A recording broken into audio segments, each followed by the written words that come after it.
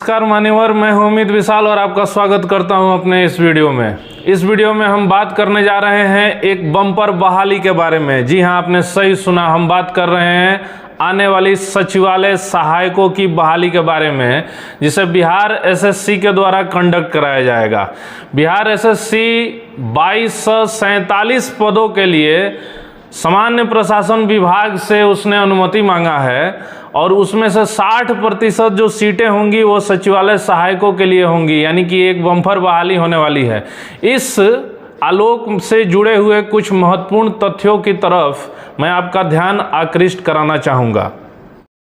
मैं आपका ध्यान इस डेटा के ऊपर आकृष्ट कराना चाहूँगा, जिसमें बिहार कर्मचारी चयन आयोग के सचिव ने सामान्य प्रशासन विभाग के अवर सचिव को लिखकर तृतीय स्नातक स्तरीय संयुक्त प्रतियोगिता परीक्षा आयोजित करने के लिए विज्ञापन प्रारूप पर विभागीय सहमति प्रदान किए जाने के संबंध में पत्र लिखा है।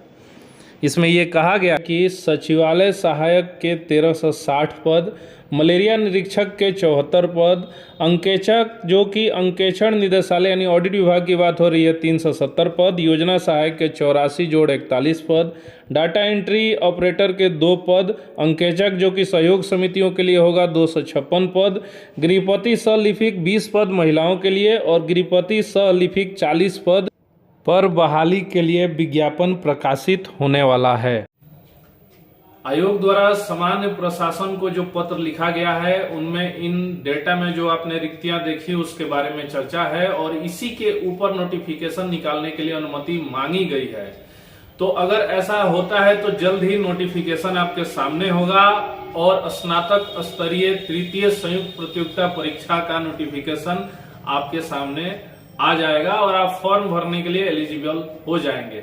आइए इस परीक्षा के बारे में थोड़ा बहुत जानकारी प्राप्त कर लेते हैं। ये परीक्षा जो है वो पीटी और मेंस यानी 2 लेवल्स में ये होती है। पहले प्रारंभिक परीक्षा होगी, फिर मुख्य परीक्षा होगी।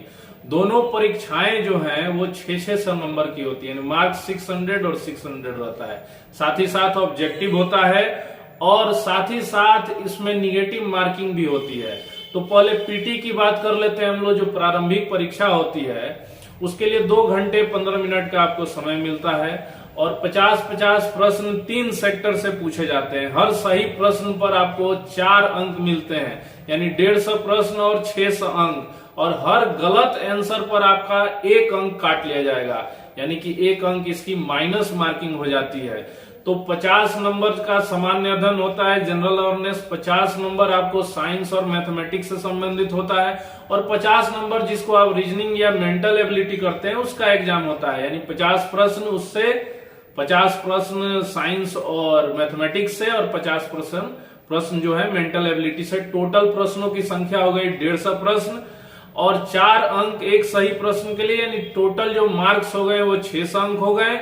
और एक प्रश्न का गलत जवाब देने पर आपको माइनस मार्किंग है -1 का। ये टोटली ऑब्जेक्टिव टाइप एग्जाम होता है। 2 घंटे 15 मिनट का आपको समय इसमें प्रदान होता है। साथ ही साथ ये किताब सहित परीक्षा होती है, आप ध्यान देंगे, यानी आप टेक्स्ट बुक लेके जा सकते हैं। जो भी नोटिफिकेशन में 2 या 3 टेक्स्ट बुक है वो ले जा सकते हैं, लेकिन इसका मतलब ये नहीं कि आप गाइड लेके जाएंगे। आप गाइड नहीं ले जा सकते हैं, आप हैंड रिटन नोट्स नहीं ले जा सकते हैं, आप कोई इलेक्ट्रॉनिक जो है डिवाइस वो नहीं ले जा सकते हैं। तो इस तरह से यह प्रारंभिक परीक्षा होती है। जो मुख्य परीक्षा होती है उसका भी सिलेबस कम बेस प्रारंभिक परीक्षा की तरह ही होता है। उसमें हिंदी एक बढ़ जाती है और थोड़ा सा लेवल बढ़ जाता है। तो छात्रों मित्रों, समय है कि हम लोग इसी समय से इसकी तैयारी में जुट जाएं, क्योंकि नोटिफिकेशन जल्द आ सकता है। और अगर आपको ऐसे ही रिक्तियों के बारे में जानकारियां चाहिए, रिक्तियों के ऊपर अच्छे वीडियो चाहिए, तो आप मेरा चैनल सब्सक्राइब कर दें, लाइक भी कर दें, शेयर भी कर दें। नमस्कार।